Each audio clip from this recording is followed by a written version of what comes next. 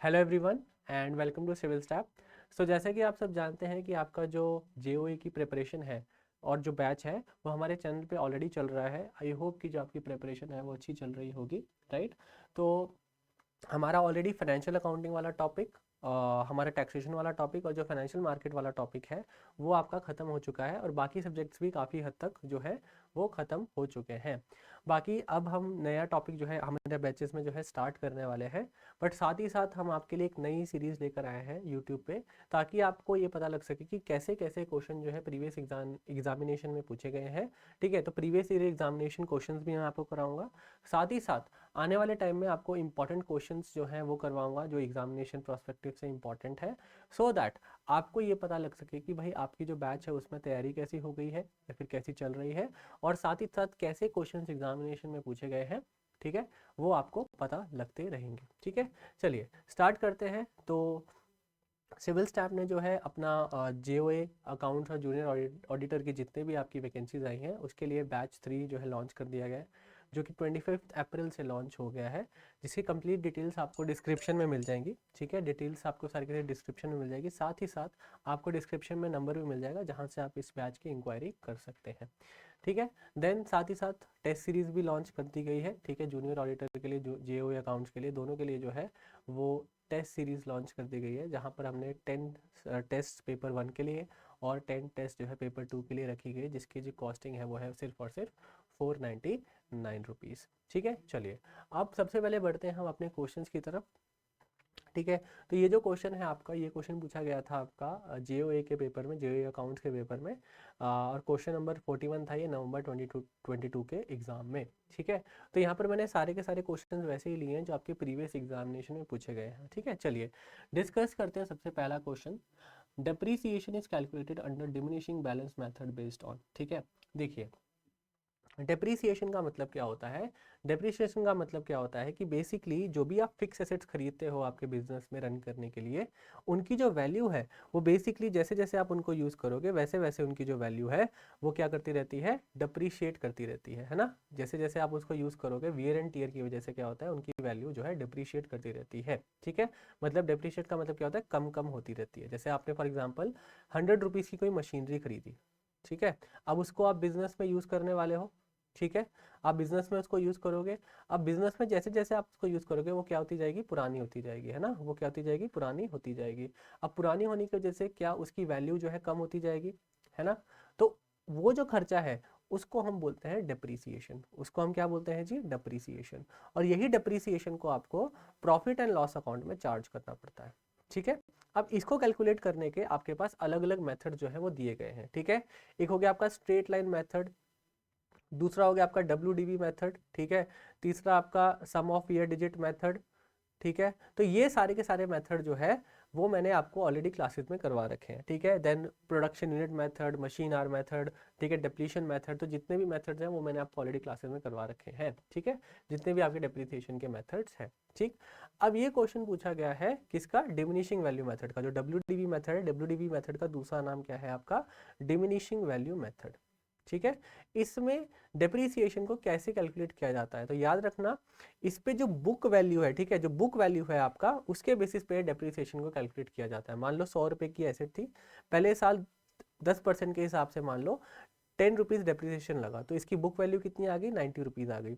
तो जो अगले साल डेप्रीसिएशन चार्ज होगा वो 90 के ऊपर होगा, मतलब 90 का जो 10% है वो कैलकुलेट किया जाएगा और 9 रुपीज़ जो है डेप्रीसिएशन अगले साल चार्ज होगा। ठीक है, तो याद रखिएगा इस क्वेश्चन का आंसर क्या हो जाएगा, आपका बुक वैल्यू आपका आंसर हो जाएगा।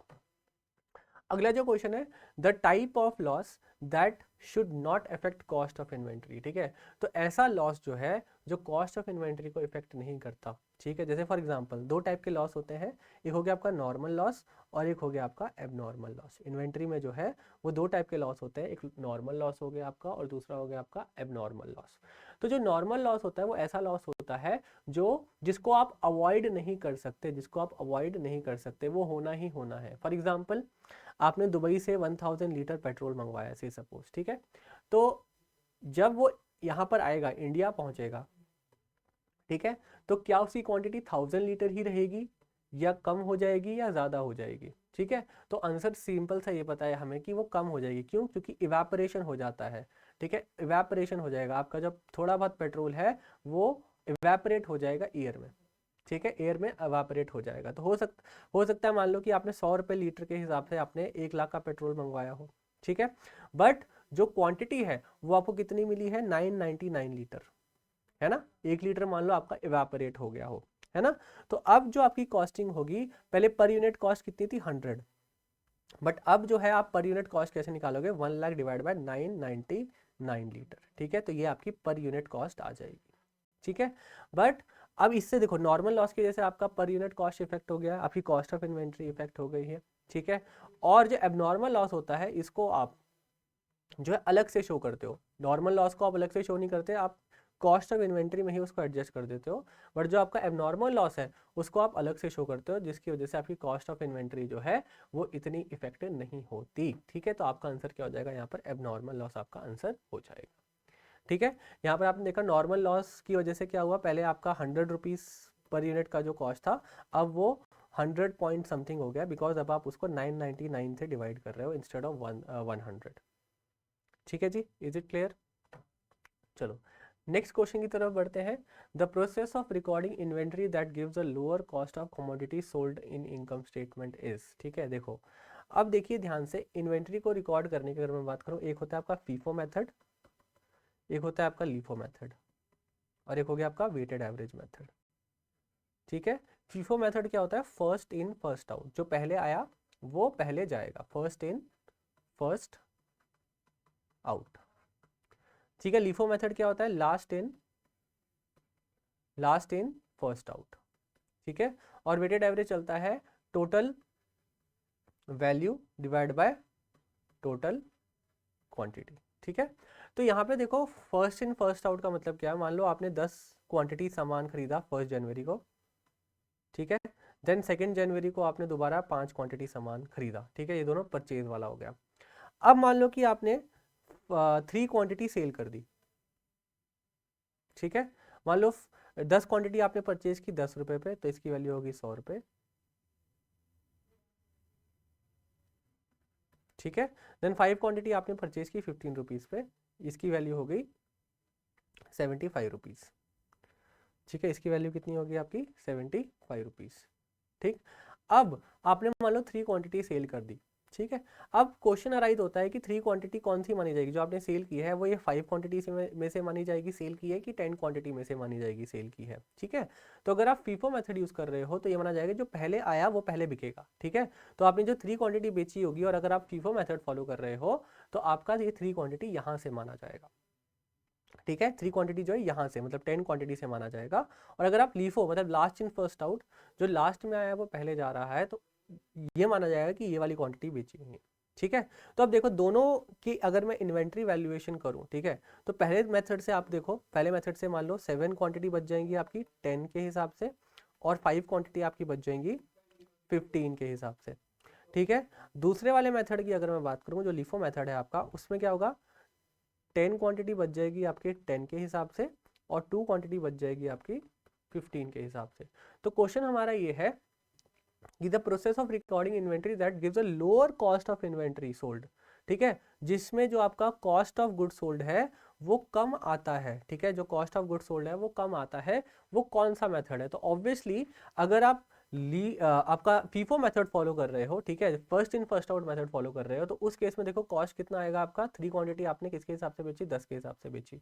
वही अगर आप फीफो मेथड फॉलो कर रहे हो तो 3 इंटू 15 के हिसाब से आपने जो है क्वांटिटी बेची। तो फर्स्ट केस में आपका कॉस्ट ऑफ गुड सोल्ड कितना हो जाएगा? 30। सेकंड केस में आपका कॉस्ट ऑफ गुड सोल्ड कितना हो जाएगा? 45। तो ऑब्वियसली आपका जो फीफो मेथड है वो कम कॉस्ट ऑफ गुड सोल्ड जो है वो प्रोवाइड करता है। ठीक है, देन अगला जो क्वेश्चन है आपका वो है रीऑर्डर लेवल। कब जो है रीऑर्डर लेवल का मतलब क्या होता है कि बेसिकली रीऑर्डर पॉइंट एक ऐसा पॉइंट होता है जब हमें ये पता करना है, फिर जो हमें पता चलता है कि कितना ऑर्डर करना है। ठीक है, व्हाट टू ऑर्डर, क्या ऑर्डर करना है, कितना ऑर्डर करना है, हाउ मच टू ऑर्डर, और कब ऑर्डर करना है। तो रीऑर्डर लेवल एक ऐसा लेवल होता है जहां पर हमें ऑर्डर करना मस्ट होता है, और क्या ऑर्डर करना है, कितना ऑर्डर करना है, और कब ऑर्डर करना है, ये हमें रीऑर्डर लेवल जो है वो बताता है। तो आपका आंसर क्या हो जाएगा? All of the above. ठीक है।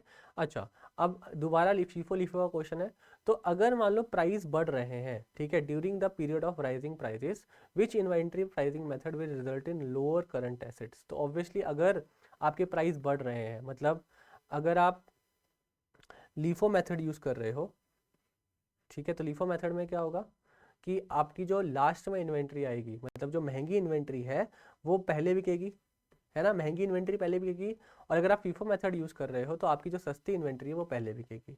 तो हमारा क्वेश्चन ये है कि भाई किस मेथड में लोअर टोटल करंट एसेट्स की वैल्यू आएगी। तो ऑब्वियसली जब हम लीफो मेथड फॉलो करेंगे, लास्ट इन फर्स्ट आउट वाला मेथड यूज करेंगे, लास्ट इन फर्स्ट आउट वाले में क्या होगा, जो महंगी इन्वेंट्री है वो पहले बिक जाएगी, इसका मतलब ये सस्ती इन्वेंट्री हमारे पास रह जाएगी। तो ऑब्वियसली लोअर करंट एसेट्स की वैल्यू जो है, कम करंट एसेट्स की वैल्यू जो है वो हमारे पास आएगी। तो आपका आंसर क्या हो जाएगा, लिफो आपका आंसर हो जाएगा। ठीक है, अगला जो क्वेश्चन है आपका वो है आपका इफ प्रॉफिट आर 25%। ठीक है, अगर आपका प्रॉफिट 25% है, 25% का मतलब क्या है, 1/4 ऑन सेलिंग प्राइस। ठीक है, what is the percentage of profit to cost. तो याद रखना एक रूल होता है, ये सीपी लिख लेता हूँ यहाँ पे मैं, कॉस्ट प्राइस, और यहाँ पे लिखता हूँ सेलिंग प्राइस। तो अगर कोई भी चीज 1/4 है सेल की, तो वो ऑटोमेटिकली एक डिनोमिनेटर कम, मतलब 1/3 हो जाती है कॉस्ट प्राइस की। कोई चीज अगर 1/5 है सेलिंग प्राइस की, तो वो ऑटोमेटिकली 1/4 हो जाएगी आपकी कॉस्ट प्राइस की। मतलब हमेशा अगर आपने सेलिंग प्राइस से कॉस्ट प्राइस में जाना है तो आपने एक डिनोमिनेटर कम करना है। वही वाइस वर्सा सिचुएशन में, उल्टी सिचुएशन में क्या होगा, अगर आपने कॉस्ट प्राइस से सेलिंग प्राइस में जाना है तो आपने एक डिनोमिनेटर ऐड कर देना है।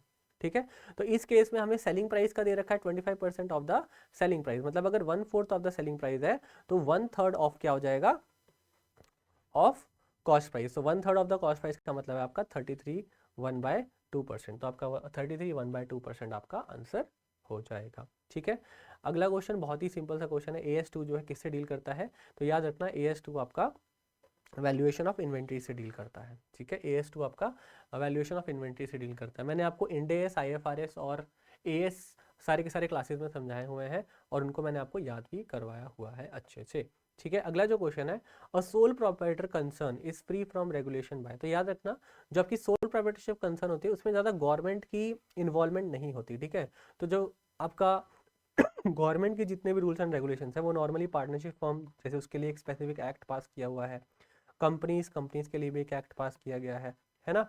तो यहाँ पे जितने भी अलग अलग दूसरी कंसर्न है उनके लिए स्पेसिफिक एक्ट पास किया गया है, बट सोल प्रोप्राइटरशिप के ऊपर गवर्नमेंट की इतनी रेगुलेशन जो है वो नहीं होती। चलो, what is the important characteristics that all assets of a business have?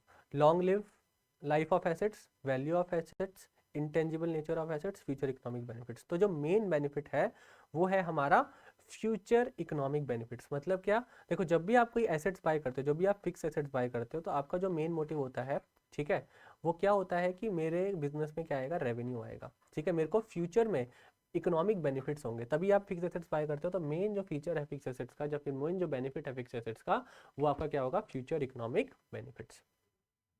अगला जो क्वेश्चन है, an asset must be dashed by business to be shown in the asset in the balance sheet. ठीक है, तो आपके पास कब राइट आएगा या फिर कब आप एक अपने फिक्स एसेट्स को बैलेंस शीट में शो करते हो। तो याद रखना जब आप एसेट को कंट्रोल कर रहे हो, ठीक है, जब आप एसेट को कंट्रोल कर रहे हो, आपके पास पावर है एसेट को कंट्रोल करने की। एसेट को जब आप कंट्रोल कर रहे हो, आपके पास पावर है उस पर्टिकुलर फिक्स एसेट को कंट्रोल करने की, चाहे आपने वो लीज पे लिया हो, चाहे आपने जैसे मर्जी लिया हो। ठीक है, आपने अगर आप उसके पास कंट्रोल कर रहे हो तो आप उसको अपने बैलेंस शीट में लिख सकते हो। अगला जो क्वेश्चन है आपका, the charges of placing commodities into saleable condition should be charged to. ठीक है, तो बेसिकली दो टाइप के खर्चे होते हैं, तो डायरेक्ट एक्सपेंसेस और एक इनडायरेक्ट एक्सपेंस। डायरेक्ट एक्सपेंसेस ऐसे एक्सपेंसेस होते हैं जो बेसिकली एक रॉ मटेरियल को फिनिश गुड्स में कन्वर्ट करने में हेल्प करते हैं। मतलब जो आपका रॉ मटेरियल है, मान लो कि मैंने एक पेन बनाना है, तो पेन के लिए रॉ मटेरियल क्या क्या होगा, आपका प्लास्टिक हो जाएगा आपके। अगर मैं देखो वो वाला पेन बना रहा हूँ, मतलब कंप्यूटर जिससे अभी मैं लिख रहा हूँ, ठीक है, जो जिससे मैं अभी लिख रहा हूँ, ठीक है, तो आपको एक प्लास्टिक चाहिए होगा, आपको चिप्स, कंप्यूटर चिप्स चाहिए होंगी, या फिर जो भी और चीज़ें हैं, जो रबड़ चाहिए होगी जिससे जिससे बेसिकली पेन बनता है। ठीक है, तो उन सब का यूज़ करके आप जो है वो क्या बना रहे हो, फिनिश गुड्स, मतलब एक पेन बना रहे हो। ठीक है, तो ये सारे के सारे खर्चे जो है ये कहाँ जाते हैं, आपके जो डायरेक्ट एक्सपेंसेस होते हैं, जो बेसिकली रॉ मटेरियल से फिनिश गुड्स में कन्वर्जन के जितने भी डायरेक्ट एक्सपेंसेस होते हैं वो जाते हैं आपके ट्रेडिंग अकाउंट में। और जितने भी आपके इनडायरेक्ट एक्सपेंसेस होते हैं वो कहाँ जाते हैं, आपके प्रॉफिट एंड लॉस अकाउंट में। तो इस क्वेश्चन में क्या पूछा गया है आपसे, the charges of placing commodities into saleable condition, मतलब जितने भी आपके डायरेक्ट एक्सपेंसेस हैं वो कहाँ जाएंगे, आपके ट्रेडिंग अकाउंट में जाएंगे। ठीक है, चलिए अगला और हमारा आज का लास्ट क्वेश्चन डिस्कस कर लेते हैं। Which is consider as bottom line of the income statement. जब आप इनकम स्टेटमेंट देखेंगे, ठीक है, तो सबसे ऊपर आता है रेवेन्यू, रेवेन्यू के बाद आते हैं एक्सपेंसेस, ठीक है, एक्सपेंसेस के बाद फाइनली जो है वो आपका क्या आता है, प्रॉफिट।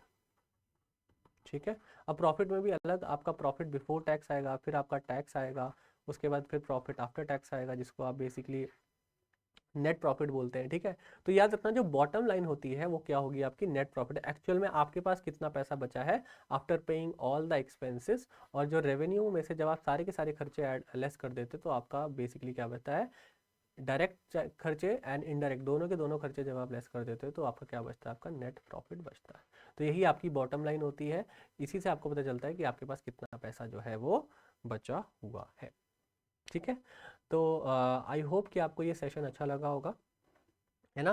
तो आने वाले टाइम में ऐसे सेशंस हम आपके लिए लाते रहेंगे और आपको बताते रहेंगे कैसे कैसे क्वेश्चन जो है एग्जामिनेशन में आते हैं, ताकि आपकी जो प्रिपरेशन है वो बहुत अच्छे से चलती रहे। तो thank you so much for today session and have a nice day. मिलते हैं अब आपसे नेक्स्ट सेशन में।